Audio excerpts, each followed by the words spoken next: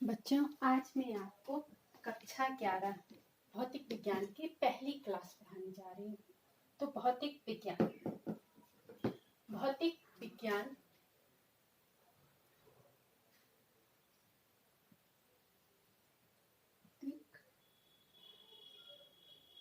विज्ञान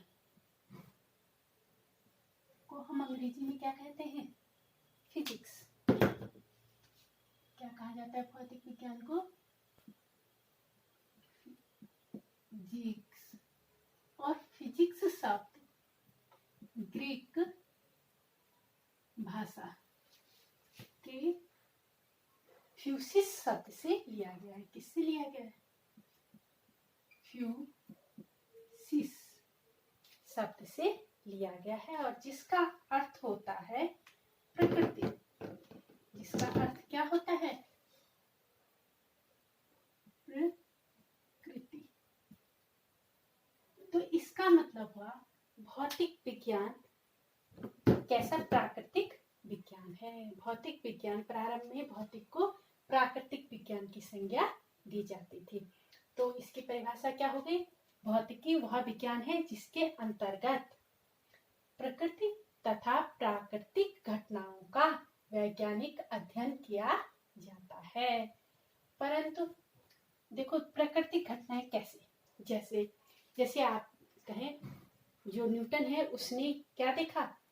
सेब को नीचे गिरते हुए देखा। यह एक क्या थी? प्राकृतिक घटना थी। लेकिन उसने क्या किया? इस घटना का विश्लेषण किया, इसको प्रायोगिक परीक्षण किया, और फिर इसने क्या कहा? इसके आधार पर गुरुत्वाकर्षण के नियम दिए, और जिसके आधार पर जो हमारे उपग्रह, हमने जो कृत्रिम उपग्रह अंतरिक्ष में भेजे होते हैं, या फिर जो पृथ्वी सूर्य के बीच जो बल लग रहा है, या फिर गुरुत्वाकर्षण बल पृथ्वी का कितना है, ये सब इसी के आधार पर निकाला गया। ऐसे ही आप देख लीजिए कि भाई जो जेम्स वाट थे, उन्होंने क्या देखा कि कितली में जब पानी उबल रहा है तो उसके भाप से जो उसका ढक्कन है वो क्या हो रहा है? ऊपर नीचे हो रहा है। इसका मतलब भाप में इतना ताकत होती है कि वह उस ढक्कन को क्या कर पा रहा है? विस्थापित कर पा रहा है। तो इससे उन्होंने भाप के इंजन का आविष्कार किया, और उसी से ट्रेनें वगैरह चली। तो ये क्या कहते हैं, औद्योगिक की क्रांति के लिए एक मील का पत्थर साबित हुआ। तो हम अपने आसपास की जो घटनाएं होती हैं उनको देखें, उनका विश्लेषण करें, और उन्हें जो घटना घटित हो रही है वह किस लॉ के आधार पर, किस नियम के आधार पर हो रही है, उसे विश्लेषित करना ही क्या है? भौतिक विज्ञान है। जैसे आप देखिए, क्या कहते हैं, आर्किमिडीज टब में नहा रहा था, पानी विस्थापित हुआ, तो उसने उससे क्या प्लवन के नियम निकाले, उत्प्लवन का नियम दिया। तो हमारे भौतिक विज्ञान क्या है? हमारे चारों ओर की जो प्राकृतिक घटनाएं हैं उनका अध्ययन, उनका विश्लेषण, उसके आधार पर नियमों को निकालना, और उस नियम को के आधार पर अनेक आविष्कार किए जाते हैं, है ना? अनेक मशीनें बनाई जाती हैं। भाई मशीनें जो हमारे कार्य को आसान कर लेती हैं। तो भौतिक विज्ञान इंसान के जो कार्य है उसको, भौतिक विज्ञान क्या है? प्रकृति का अध्ययन है कि सूर्य चंद्रमा इतने टाइम पे क्यों घूम रहा है, उसके पीछे क्या कारण है, ये सब निकालना। या फिर देखिए, भौतिक विज्ञान का क्षेत्र बहुत व्यापक है। वो कहाँ से, भाई आप जिस पेन से लिख रहे हैं वो पेन कैसे चल रही है कॉपी पे, यानी कि अगर आप निब वाली स्याही वाली पेन से लिख रहे हैं तो उसमें जो आपने निब लगा रखी है उसमें जो केशिकत्व है उसके कारण क्या कहते हैं, स्याही चल रही से लेकर के अंतरिक्ष में जो हम रॉकेट डाल रहे हैं, या फिर जो हम उपग्रह स्थापित कर रहे हैं, या फिर जो हम गैलेक्सियों का अध्ययन कर रहे हैं, वो सब भौतिक विज्ञान के अंतर्गत आता है। तो भौतिक विज्ञान क्या है? एक प्राकृतिक विज्ञान है जिसमें प्रकृति तथा प्राकृतिक घटनाओं का अध्ययन किया जाता है। पहले अब आधुनिक समय में जब क्वांटम मैकेनिक्स की खोज हो गई, जब क्या कहते हैं, आपके आइंस्टाइन ने E=mc²,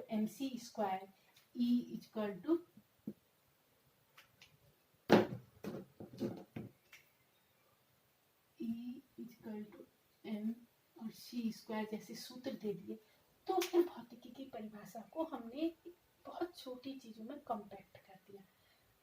छोटी हैं लेकिन सारा ब्रह्मांड उसी में है। ऊर्जा द्रव्यमान ही पूरे ब्रह्मांड का मूल रूप है और इनका एक दूसरे में परिवर्तित होना, फिर ऊर्जा का द्रव्यमान में परिवर्तित होना, द्रव्यमान का ऊर्जा में परिवर्तित होना, यही सारी जितनी बारिश होने से लेके और जितनी भी क्रियाएं पृथ्वी पे हो रही है उनका मूल कारण है। तो भौतिक विज्ञान क्या है? भौतिकी आधुनिक परिभाषा भौतिकी विज्ञान की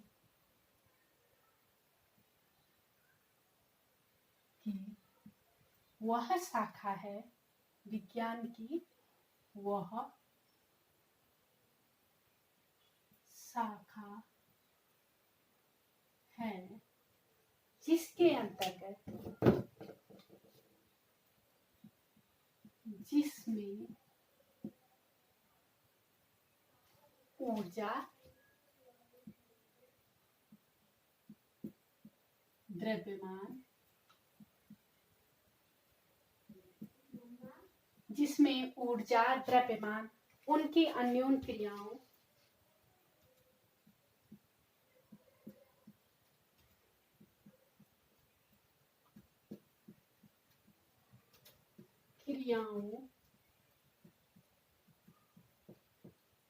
की अन्योन क्रियाओं तथा रूपांतरणों का अध्ययन किया जाता है, तथा रूपांतरणों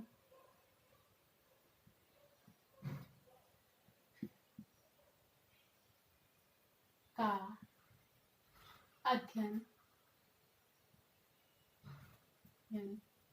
किया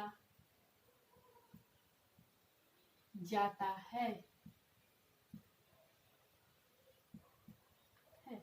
तो भौतिक विज्ञान क्या है? विज्ञान की वह शाखा है जिसमें ऊर्जा द्रव्यमान उनकी अन्योन क्रियाओं तथा रूपांतरणों का अध्ययन किया जाता है। यानी कि जो भौतिक है उसमें हम ऊर्जा पढ़ेंगे, द्रव्यमान पढ़ेंगे, उन दोनों का एक दूसरे में रूपांतरण पढ़ेंगे, उनके बीच होने वाली अन्योन क्रियाओं का अध्ययन करेंगे। ठीक है ना? तो ये अब भौतिकी का क्षेत्र बहुत व्यापक है। अगर हम कहें कि भौतिकी का क्षेत्र कहाँ है, भौतिकी का क्षेत्र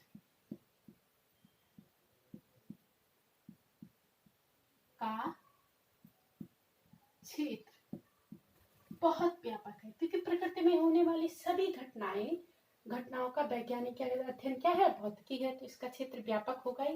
इसे हम दो चीजों में, छोटी से छोटी चीज और बड़ी से बड़ी। तो सबसे पहले आएगा आपका स्थूल परिघटनाएं।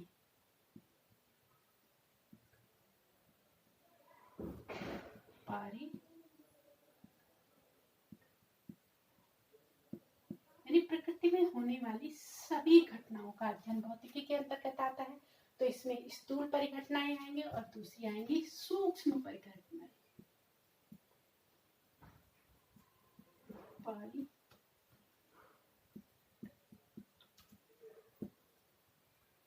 स्थूल परिघटनाओं का अध्ययन हम यांत्रिकी के अंदर चिरसम्मत यांत्रिकी के अंतर्गत करते हैं। चिरसम्मत यांत्रिकी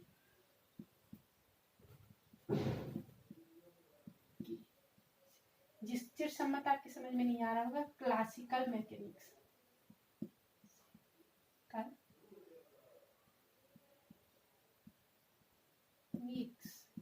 क्लासिकल मैकेनिक्स। ठीक है ना? चिरसम्मत यांत्रिकी के स्थूल घटनाएं किसके अंतर्गत आती है? चिरसम्मत यांत्रिकी। और सूक्ष्म घटनाओं की जो हम अध्ययन करते हैं वो हम करते हैं क्वांटम यांत्रिकी।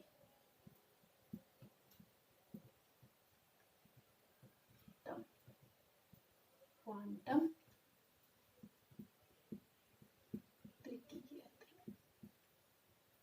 जो चिरसम्मत यांत्रिकी है या फिर जो क्लासिकल मैकेनिक्स है, इसकी खोज तो बहुत पहले हो गई थी। न्यूटन ने जो नियम दिए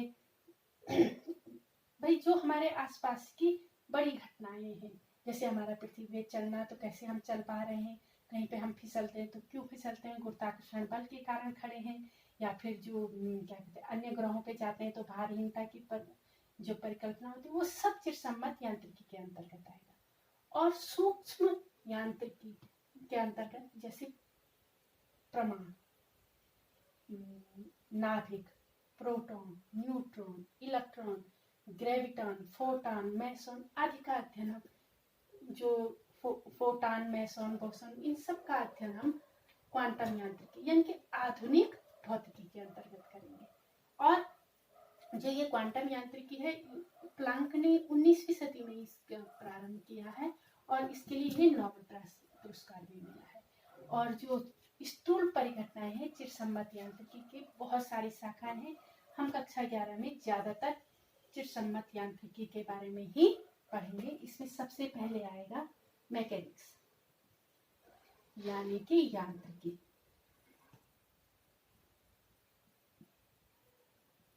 यांत्रिकी में क्या आता है? यांत्रिकी में आएंगे न्यूटन के गतिविषयक नियम, न्यूटन की जो तीनों लॉ हैं, प्रथम नियम, द्वितीय नियम, तृतीय नियम, आपका क्या गुरुत्वाकर्षण के नियम, और आपका जितने भी गुरुत्वाकर्षण के नियम, ये सब जैसे गाड़ी का चलना, ब्रेक लग के रुकना, ये सब यांत्रिकी के अंतर्गत आता है। ठीक है ना। दूसरा आता है आपका ऊष्मागतिकी।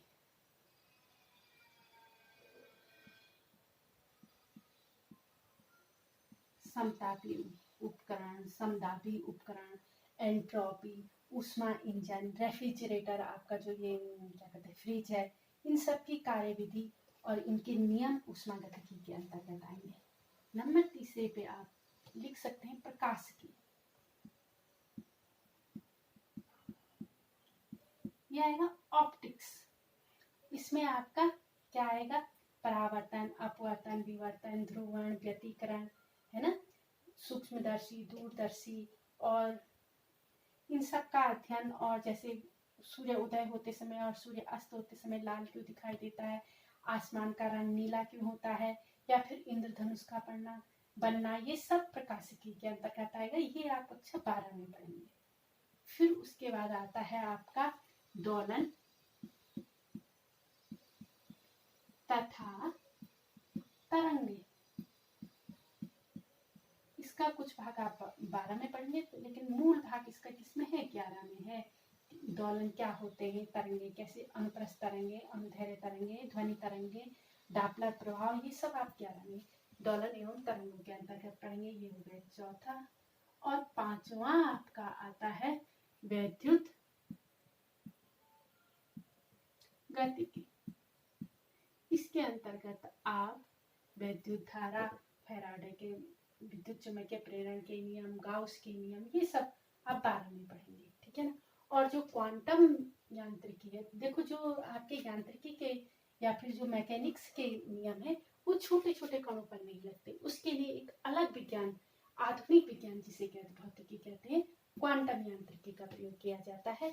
और इसमें इसी के अध्ययन से आपका कंप्यूटर का आविष्कार हुआ है, उसमें क्वांटम यांत्रिकी प्रयोग होती है। आपका जो मोबाइल है, जो आप मैसेज सेंड करते हैं, ये सब क्वांटम यांत्रिकी से ही संभव हो पाया है। तो क्वांटम यांत्रिकी आज के समय की भौतिकी क्या है? जान है। भले इस भौतिकी के जितने भी नियम निकले हैं वो समाज के विकास के लिए बहुत जरूरी है, बहुत उसने आधुनिक समाज को प्रभावित किया है। और भौतिकी मतलब कोई भी क्षेत्र आप कहीं भी नजर उठाकर देख लीजिए, आपको भौतिकी का कोई ना कोई नियम, भौतिकी वहां दिखेगी। इस ब्लैक बोर्ड पर इस पेन के द्वारा लिखने से लेकर के आपके मोबाइल पे कैसे मैसेज सेंड हो रहे हैं, ये सब भौतिकी के अंतर्गत आता है। तो ये भौतिकी विज्ञान की शाखाएं हो गई हैं, भौतिक विज्ञान का क्षेत्र हो गया। अब आता है जो आपके पहले चैप्टर में है, वो है प्रकृति के मूल बल। वैसे तो प्रकृति में बहुत सारे बल हैं, ठीक है ना, लेकिन जब वैज्ञानिकों ने उनका गहन अध्ययन किया तो उन्होंने पाया कि मुख्य रूप से 4 ही बल हैं और बाकी बल उनके क्या है? रूपांतरण है, यानी कि उन्हीं के रूप हैं। तो प्रकृति के मूल बल, मैं इनको विस्तार से नहीं पढ़ाऊंगी क्योंकि आपको आगे चैप्टर में प्रकृति के मूल बलों को विस्तार से पढ़ना है। यहाँ पे सिर्फ मैं इनके नाम और इनकी क्षमता और कौन कण किस बल के लिए उत्तरदायी है। तो मूल बल, मूल बल, सबसे पहले बल क्या होता है, प्रकृति के मूल बल।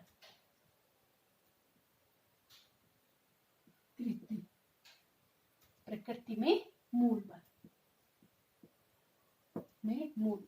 तो सबसे पहले बल। तो बल वह कारक है जो किसी वस्तु की गति या फिर गति परिवर्तन या फिर विरूपण के लिए क्या होता है, विरूपण उत्पन्न करता है। बल क्या होता है, किसी वस्तु को गतिशील करेगा या तो उसके गति में परिवर्तन करेगा। वो v वेग से चल रहा था, बल लगा वो v2 वेग से चलने लग गया, है ना।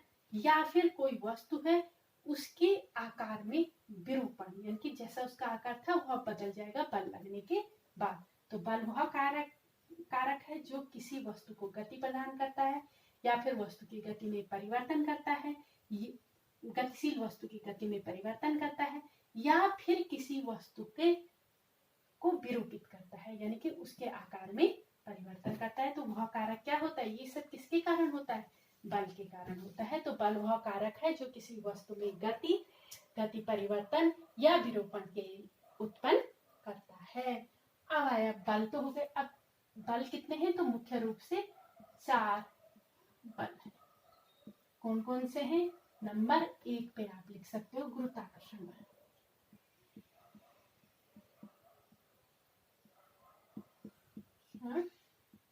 बल। अब जो आधुनिक खोज हुई है उसके अनुसार गुरुत्वाकर्षण बल किसके विनिमय एक्सचेंज से उत्पन्न होता है, ग्रेविटा नामक कण, ग्रेविटा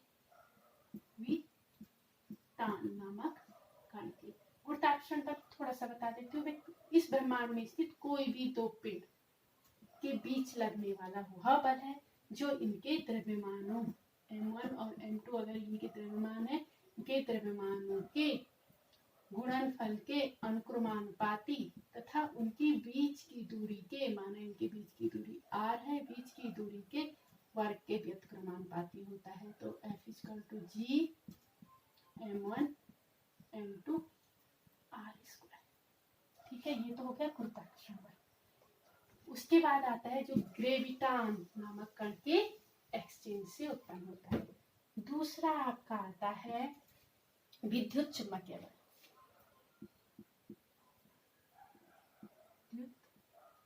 चुंबकीय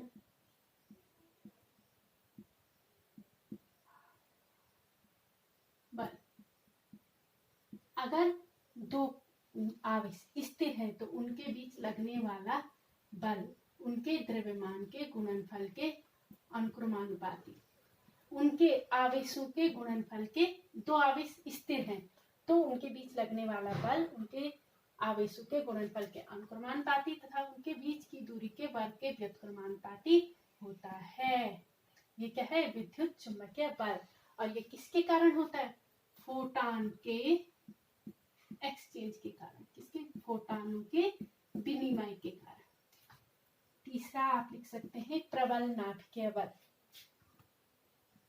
प्रबल नाभिकीय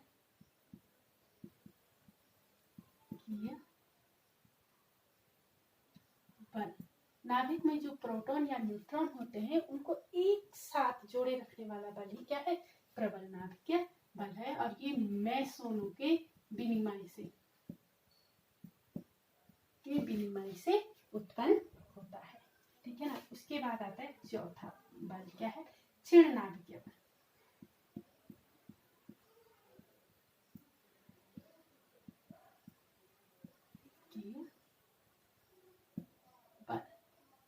ये किससे उत्पन्न होता है, बोसोन नामक कणों के विनिमय से,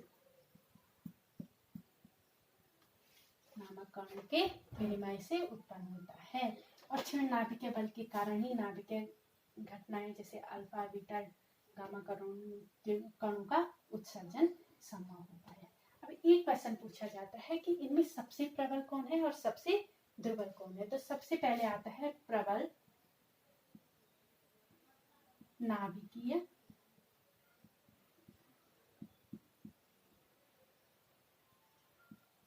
बहुत कम दूरी में लगने वाला बल है प्रबल नाभिकीय बल। उसके बाद आता है विद्युत चुम्बकीय बल।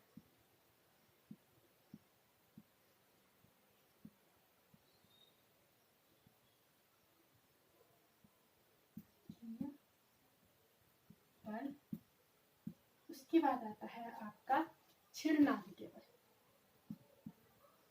क्षीण नाभिकीय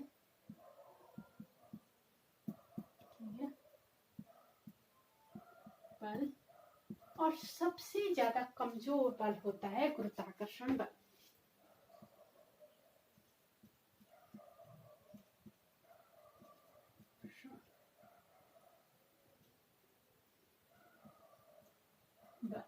गुरुत्वाकर्षण बल। तो अगर नाभिकीय बल है 1, तो विद्युत चुम्बकीय बल क्या होगा? इसका 1/100 गुना। और जो विद्युत चुम्बकीय प्रबल नाभिकीय बल, विद्युत चुम्बकीय